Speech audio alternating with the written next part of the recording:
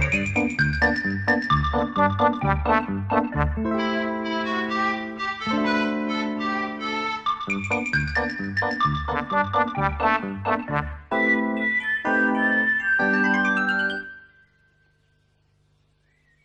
was a cold autumn morning in Sylvania. Mother Rose Timbertop had just finished hanging the washing out when Grandmother Fern came up the garden carrying a bunch of flowers. "You'll have some more washing to do when Birch returns," said Grandmother Fern. "He's gone exploring again. He always gets his clothes dirty with all that digging." Birch Timbertop loved exploring the Sylvanian woods. He spent a lot of time searching for flints and arrowheads to add to his collection. "I just hope he's back in time for school," said Mother Rose.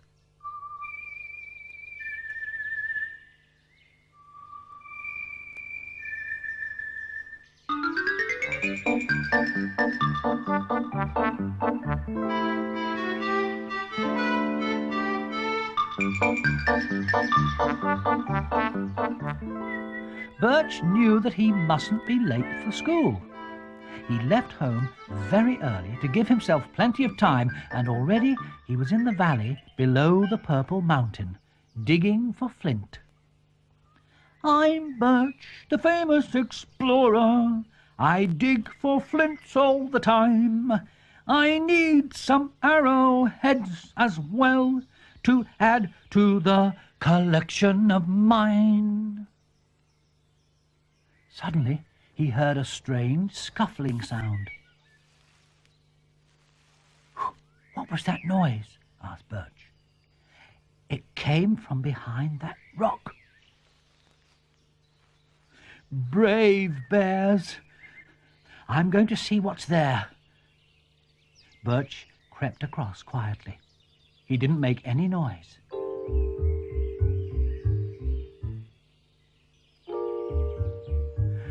"Whatever I find, I'll be brave," whispered Birch to himself.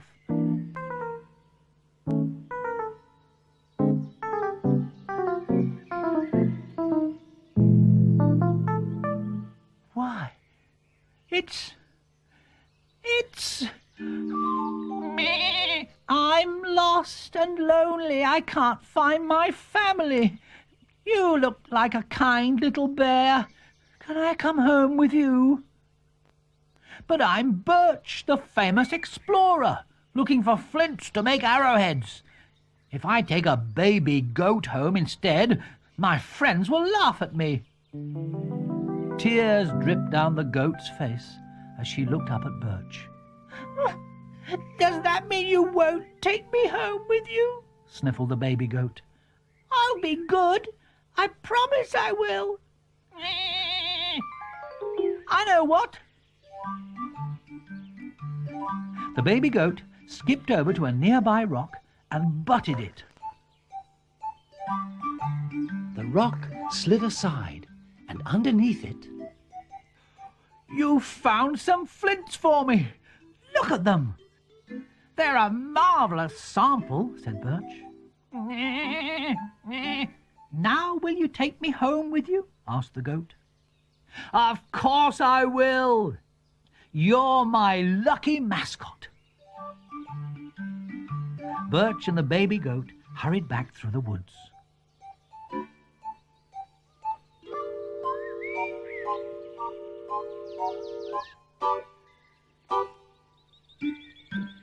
Birch was going to take his lucky mascot to his house when he heard the school bell ringing. "We haven't got time to go to my house. I'll be late for school." "Good morning, Birch. Here's Lester Thistlethorn.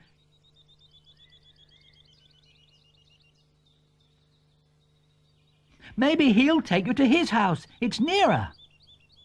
But Lester had a better idea. "Let's take her to school. Aristotle Treefellow is giving us a test this morning. The baby goat might bring us all luck." Summer Evergreen arrived in time to hear Lester's suggestion. Her mother, Mother Honeysuckle, was the school's headmistress. "Mother Honeysuckle wouldn't let a baby come to school." "I I'll be good. I promise I will. Couldn't we hide her somewhere in our classroom? I've got to get the notebooks and pencils for everybody out of the stationery cupboard. We could hide her in there.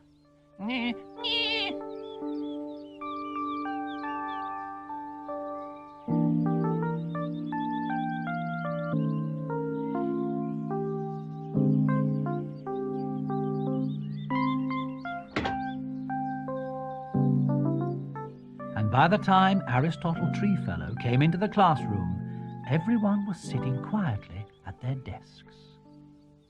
"Good morning, Class 2, said their teacher. "Good morning, Aristotle Treefellow," they replied. Aristotle looked at the open register and began to call his pupils' names. "Breezy Babblebrook." "Here, sir." "Bubba Babblebrook." "Here, sir." "Summer Evergreen." "Here, sir." "Lester Thistlethorn." "Here, sir." "Birch Timbertop." "Here, sir." "Misty Waters." "Here, I'm here, sir." "Roger Waters." "Here, sir." "Holly Wildwood."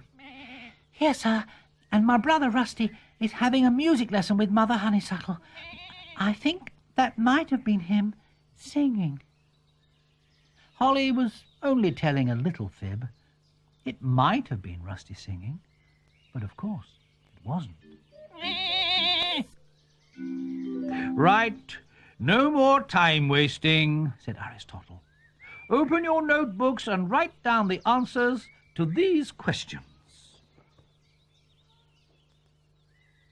Everyone set to work. Then something terrible happened. Holly Wildwood broke her pencil. "Have you got a spare pencil?" "No." "Holly Wildwood, no talking. You're in the middle of a test." "Please, sir," said Holly, looking worried, "I've broken my pencil." "Well, that's no problem.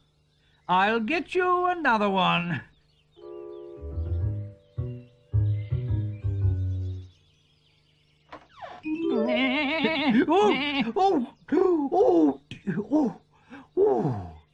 To whom does this belong? And what is she doing in the stationery cupboard?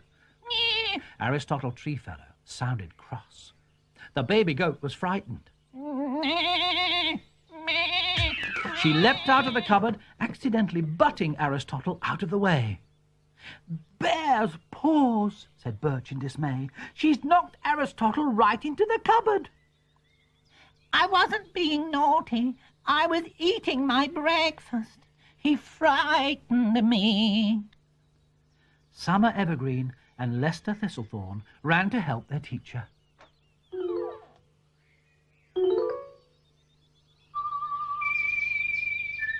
Then Birch had to explain how he'd found the baby goat. "Well, you can all take her back to the valley. The rest of the goat herd will soon find her, and because you won't be able to finish the test, I want you to count every footstep you take." The Sylvanian children had a lot of counting to do. 5,006, 5,007, 5,000 and... "Have we much further to go?" asked Summer Evergreen. "No, we're nearly there." The little goat looked very sad. "Don't worry," said Birch. "You can come and see us any time you want." 5,009, 5,010.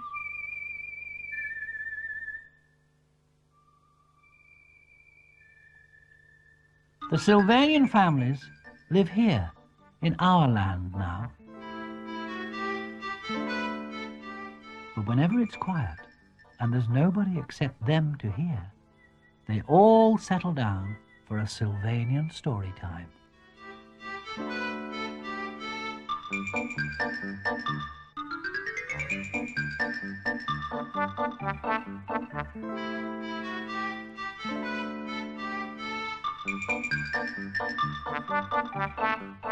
There are so many stories about Sylvania. It was a warm summer's evening in Sylvania, and the Evergreens decided to invite all their friends to a surprise story party in the garden. "Logan," said Mother Honeysuckle, "you and Summer hurry round and tell everybody about the party. Tell them they needn't put the babies in their prams," said Grandfather Ernest. "I'll go down to my workshop and make a playpen. It won't take me long." Grandfather Ernest, who was often called Boris, liked inventing things. Most of the time his inventions didn't work out the way he meant them to. "Well, I suppose there isn't much that can go wrong with a playpen," said Grandmother Primrose as she looked into the babies' cots. "I'll come and help you with the playpen when I've told everybody about the party," said Logan to his grandfather. So Grandfather Boris went down to his workshop, and Summer and Logan set out. "We won't have to go to the Babble Brooks or the Wildwoods," Summer said. "We can just call the invitation from here." "That's a good idea," chuckled her brother. "Bubba Babblebrook will hear us, and he can go and tell the Wildwoods." Bubba Babblebrook had very good hearing. He could hear the slightest noise from miles away. "Logan Evergreen calling Bubba Babblebrook. You're all invited to a surprise story party now at our house." Bubba Babblebrook listened carefully to the message. "Don't bring the baby's prams," called Summer. "And please go and tell the Wildwoods," added Logan. "Radiant rabbits," cried Bubba. "We're all invited to a surprise story party at the Evergreens. We mustn't take the baby's prams, and I've got to go and tell the Wildwoods." "I wondered what you were listening to," laughed Mother Crystal. But Bubba had already hurried away to tell the Wildwoods about the party. "How lucky I've just done some baking," said Mother Crystal. "We can take some nice hot clover bread with us." Mother Crystal Babblebrook was the best cook in Sylvania. "I'll take some of my strawberry champagne," said Grandmother Pearl. Mother Crystal tried not to groan. Grandmother Pearl was the worst cook in Sylvania. "Did you make the strawberry champagne, or was it a present?" asked Crystal. "I made it, of course. I didn't even use a recipe book.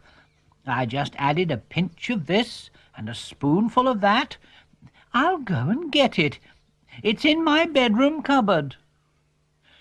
"Oh, well," muttered Mother Crystal, "we'll have to find a way of hiding the bottles, or emptying them." And Mother Crystal went to see what else she could take to the party.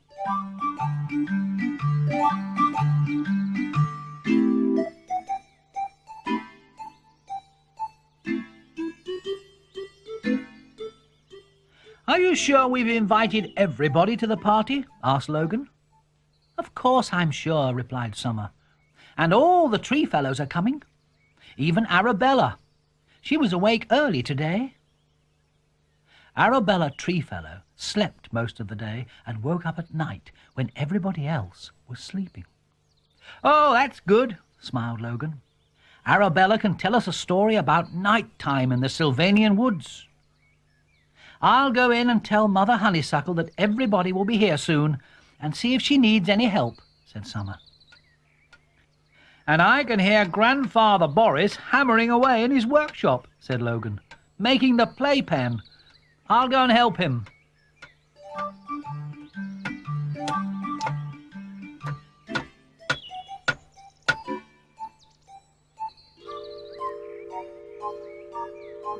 Summer finished laying the tables and looked up as she heard voices. Oh, yes, the waters are here, Mother Honeysuckle," called Summer. "Mother Nancy has brought some of her beautiful flowers." Mother Nancy Waters loved gardening. Her flowers filled the Sylvanian woods with perfume throughout the summer. "Hello, dear," said Mother Nancy, handing Summer the bunch of flowers. "Everyone else is at the end of the garden, looking at the playpens." "Did you say playpens?" asked Summer. "Has Grandfather Boris made more than one?" Mother Nancy laughed. "Just wait till you see them, Summer. They don't look a bit like playpens. They look more like—" At that moment, the tree fellows arrived. Grumpy was scowling as usual. "How do you do?" said Grumpy. "What are all those tents doing at the end of your garden?" asked Arabella. "They certainly weren't there last night." Mother Nancy laughed again. "That's what the playpens look like," she said. "They look like tents." "Has somebody brought some tents?" asked Mother Honeysuckle. "What a good idea." "Nobody brought them, Mother Honeysuckle," explained Summer. "Grandfather Boris made them. I think they're supposed to be playpens. Let's go and have a look at them." "I like this one better than the other one because this one faces the other way and the wind won't blow in through the door, see? Because if it rains, the other people are going to get very The wet." playpens did indeed look like tents. Grandfather Boris looked very pleased with himself. "After I'd made the first one, I decided it wasn't quite right," explained Grandfather Boris. "So I made some more. They all turned out like this. Now I realize I meant them to look like this all along. What good is a playpen without a roof?" Just look at those playpens. They look exactly like tents to me. Preston Evergreen shouted from inside one of the playpens. "Grandfather Boris, you haven't made playpens." "You've made tents, and we've got a marvellous idea. Let's take them into the woods and have a camping holiday." Logan Evergreen looked thoughtful. He'd helped Grandfather Boris to put the playpens, or tents, up. He didn't fancy pulling them down and putting them up somewhere else. "Why don't we just have a camping holiday here?" suggested Logan. "A camping holiday?" asked Bubba Babblebrook, who'd just arrived. "I thought we were coming to a story party." "Oh, Bubba," giggled Breezy, "I think Grandmother Pearl's bottles of strawberry champagne have just exploded. I said you were shaking them around too much." It was a good job that Bubba had put the bottles down before the corks popped out. Bubba laughed and asked his question again. "Logan, are we having a camping holiday?" "It looks like it," replied Logan. "I'm sure Mother Honeysuckle won't mind if everyone else sleeps here, and I expect there's plenty of food." Preston Evergreen shouted again from inside one of the tents. "Listen, everybody! Lester Thistlethorn has made up a new poem." "Well, come out here and recite it for us, Lester," ordered Grandfather Boris. Lester Thistlethorn often made up poems. All the Sylvanians liked to hear them. "The Sylvanians are camping, camping, camping in playpens that went wrong. The Sylvanians are camping, camping. Why don't you come along?" Grandfather Boris made some playpens that turned out to be tents. "Grandfather Boris, don't you know it was a lucky accident? The Sylvanians are camping, camping, camping in playpens that went wrong. The Sylvanians are camping, camping, and you all came along." Of course, the Sylvanians' camping holiday was a very long time ago.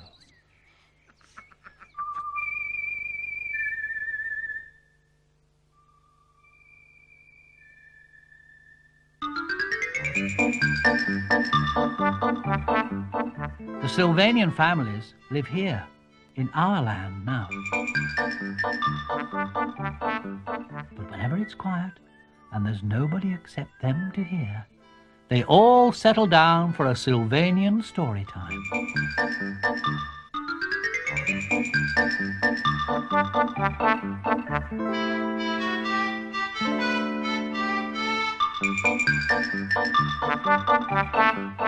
are so many stories about Sylvania.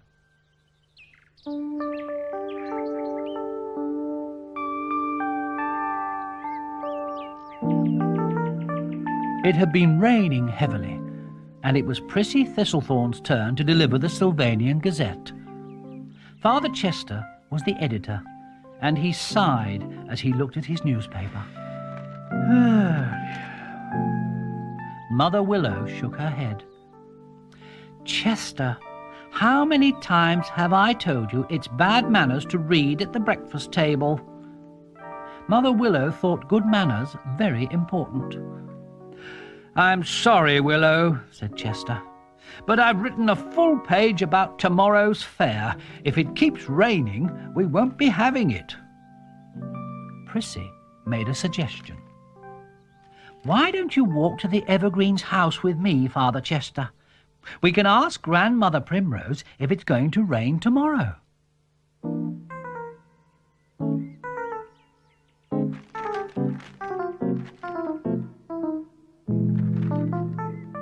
Grandmother Primrose Evergreen was the Sylvanian weather lady. All the Sylvanians went to see her if they wanted to know about the weather. It's going to be sunny tomorrow, said Grandmother Primrose as Prissy handed her a newspaper. My toes have stopped aching and my ears are ringing.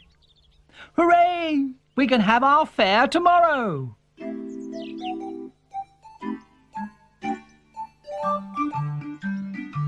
Grandmother Primrose's weather forecast was right, as usual.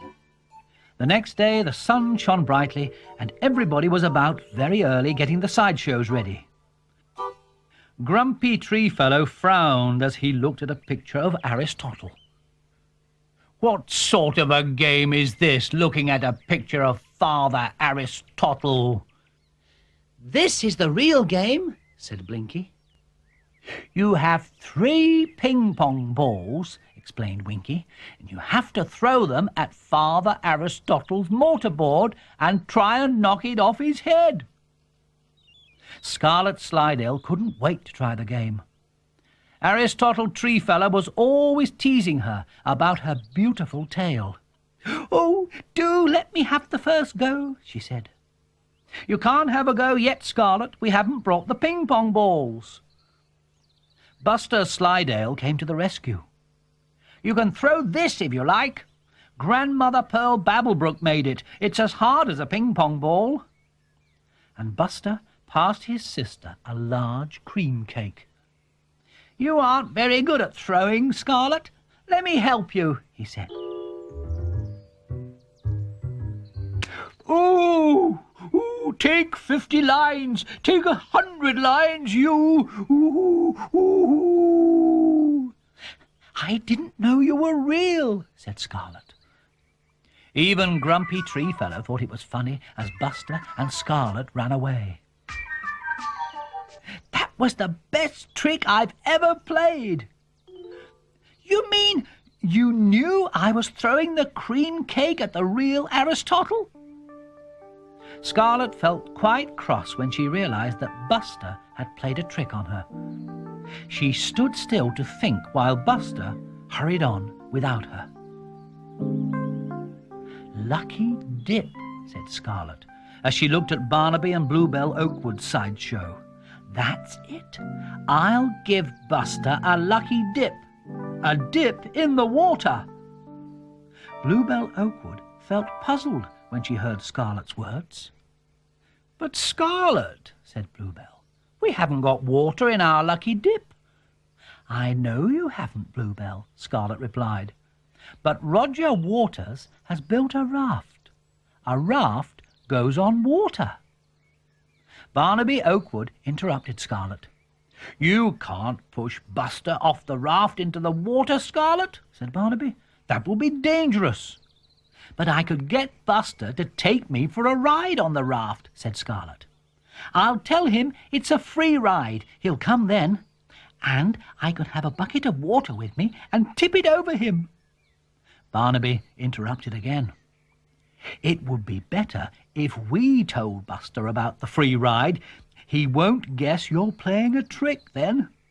You go over to the lake, Scarlet, and we'll send Buster to you." So Scarlet went off to the lake, and before long Buster came back to find her. "Barnaby! Bluebell! Have you seen Scarlet anywhere?" Buster asked. "Yes," Bluebell told him. "Roger Waters is giving free raft rides. Scarlet's gone to the lake." "Frowning foxes! I hope I'll be in time for a free ride," shouted Buster, and he too hurried off to the lake. Barnaby and Bluebell were pleased that the first part of the plan had worked. "If we walk slowly to the lake," said Barnaby, "we should arrive just in time to see the fun."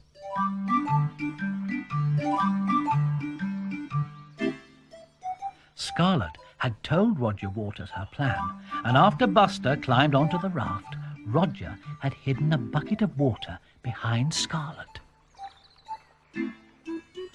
"Oh, Buster, look!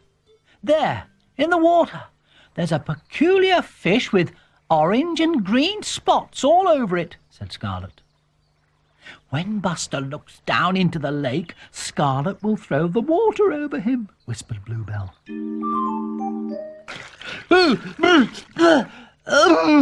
"Scarlet, you frumpy fox!" spluttered Buster, as his sister poured the water over him.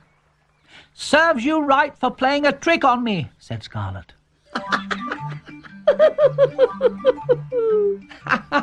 Everybody laughed as Scarlet guided the raft back to the bank.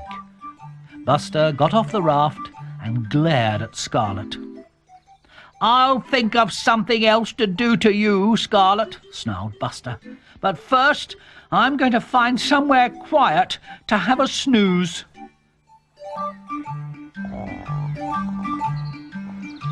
Buster slept for a long time. All the sideshows were ready, and Logan Evergreen had been sent to look for Buster. Lazy Buster. How he enjoys sleeping. I don't think I'll wake him yet. I've got a good idea. Logan hurried back to his sister Summer's sideshow. "Summer, bring some paints and come and paint Buster Slidell while he's asleep." "All right, I'll put some pots on a tray. Logan, you go and find Prissy Thistlethorn. When we've painted Buster, Prissy can wake him up." The three of them walked very quietly to Buster's sleeping place. Summer said, "I think I'll paint a clown's face on him." "I've got some balloons in my pocket," said Logan. "Let's blow them up and tie them to Buster's tail." Before long, Buster's face was painted, and the balloons were tied gently onto his tail. Roll up to the Sylvanian fair. Come on, everybody, see the sideshows. Roll up." Prissy and her friends laughed as they looked at Buster. "Lots of lovely sideshows. Roll up, roll up." Ooh, are the sideshows open? Ooh, where shall we go first?" "You've already been to one, Buster. You've got a lovely bright face," said Summer. "And somebody must have given you a prize for sleeping the longest. Just look at those balloons." Buster laughed as he stood up. Prissy was right. They were going to have lots of fun. Of course, the Sylvanian fair was a long time ago.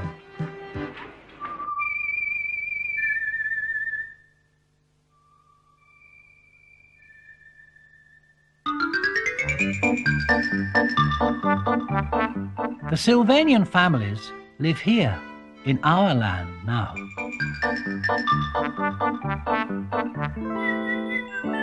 But whenever it's quiet and there's nobody except them to hear, they all settle down for a Sylvanian story time.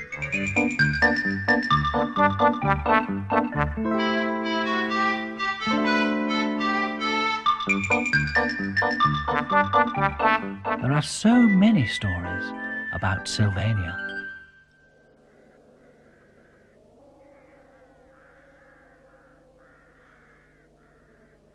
It was a cold winter's day in Sylvania, and it had been snowing.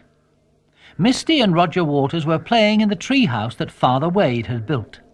"I don't suppose Muddy and Molly McBurrows will come now it's started to snow," said Roger. "Oh, a little bit of snow won't keep them away," replied Misty.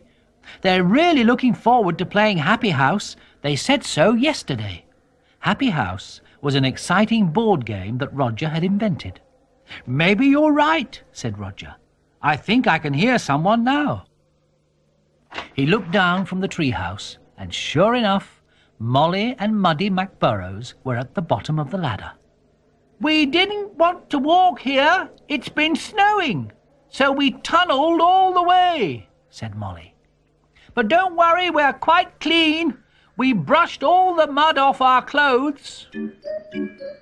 The Sylvanians were used to the McBurrows arriving with mud all over them. Muddy wasn't called Muddy for nothing. "I expect you're thirsty after all your hard work," said Misty. "I'll go and ask Mother Nancy if she'll make us some cocoa." "You know," said Molly thoughtfully, "I like this tree house almost as much as our tunnels. One's high up and the other's low down." "What was that noise?" asked Muddy. "It can't be Misty back with the cocoa already."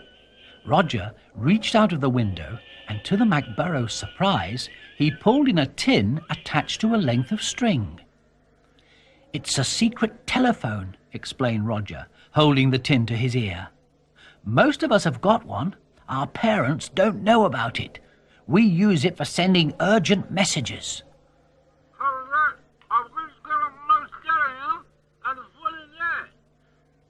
Roger looked worried as he put the tin back in its hiding place. "The message was from Rusty Wildwood," said Roger. "He wants us to go to his house for a band rehearsal." Rusty Wildwood collected musical instruments, and he could play every single one. He taught some of his friends to play too, and they'd formed a band. "We'll just have to play Happy House later on," said Molly. "Band rehearsals are very important." "Don't look so worried, Roger. Muddy and I will tunnel to Rusty's house." "It's Misty I'm worried about," whispered Roger. "She would really love to play in Rusty's band. The trouble is, she can't play anything, and she gets very upset about it." "Well, couldn't she sing?" said Muddy. "Lots of bands have a singer." But Misty wasn't very good at singing. Somehow she just couldn't sing in time with the music. "Maybe I could teach her to play the accordion," suggested Molly. "It's easy, really." "Rusty's tried to teach her to play every instrument," said Roger. "It's no good. She just can't do it." Misty heard Roger's words as she came to tell them the cocoa was ready. "I'll pretend I don't mind," said Misty to herself. "I'll go to Rusty's house with them. There might be something I can do." Misty felt very sad as she went back into the treehouse. "We'll have to drink the cocoa quickly," said Roger. We've got to go to a band rehearsal," he explained. "Well, it's ready. Mother Nancy is just pouring it out," said Misty. "I'll come to Rusty's with you. I like walking in the snow." Misty spoke cheerfully, but she felt very sad.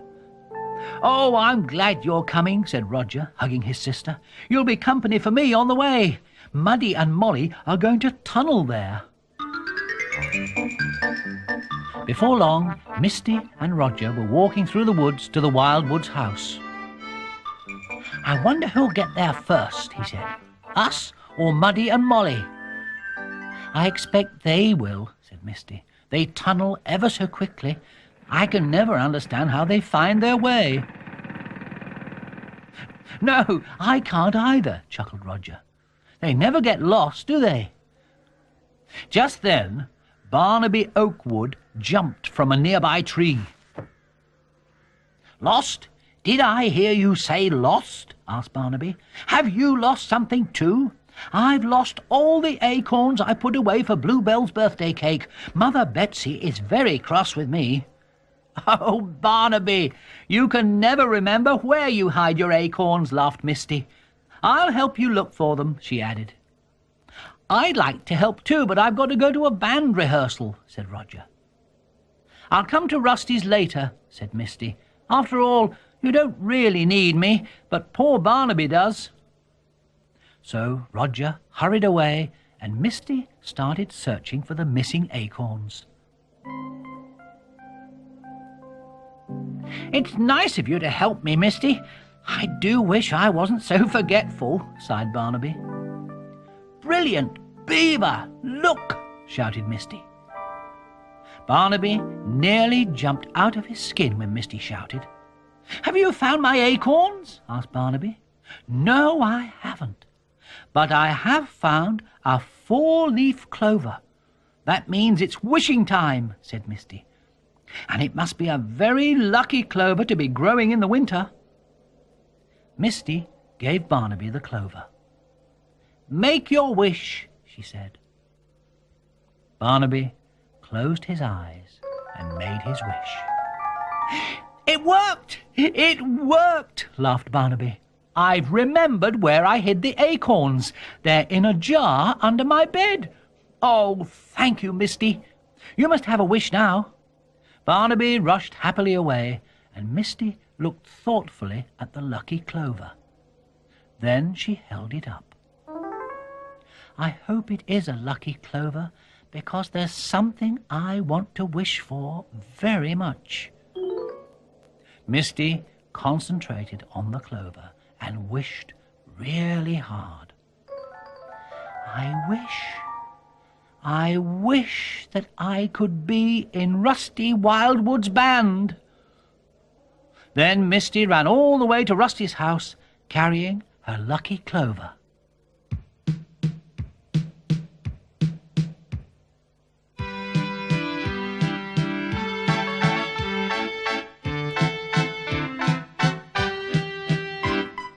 "I do wish Misty would hurry up," said Roger. "I can't wait to tell her our idea." "Are you sure Misty will like the idea?" asked Father Herb Wildwood. "What idea?" asked Misty as she came into the room. Everything went quiet as everyone waited to see who was going to tell Misty the idea. "I'll tell her," said Roger. "Come over here, Misty, and I'll explain." Everyone waited excitedly as Roger talked to his sister. "It's a lovely idea," laughed Misty. "Can I practice it now?" Misty had to climb inside Rusty Wildwood's drum. She had to wait until Rusty played a solo. Then she was to jump out of the drum. "Are you comfortable, Misty?" said Rusty. "Yes."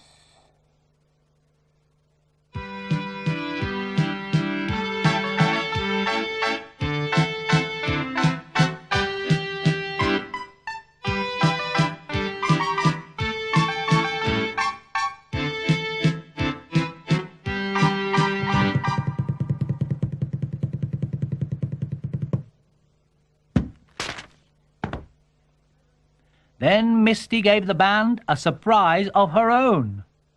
"I found a lucky clover, and my wish came true. Now I wish that all of you will find a clover too." Oh, hooray! Well done, Misty. Oh, that was smashing! Well done, Misty. Of course, it was a long time ago when Misty found her lucky clover.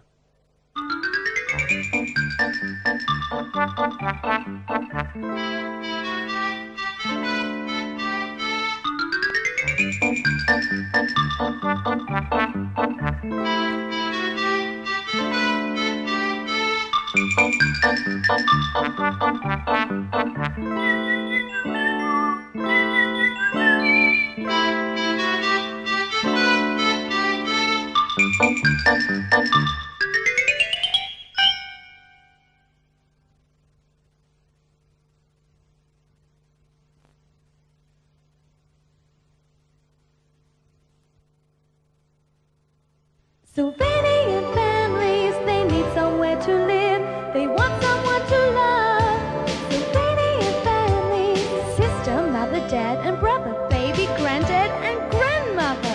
Sylvanian families, they'd like a place that's safe and sound with all their furniture around them. Sylvanian families, they will stay together forever and ever. The original Sylvanian families, only from Kroner.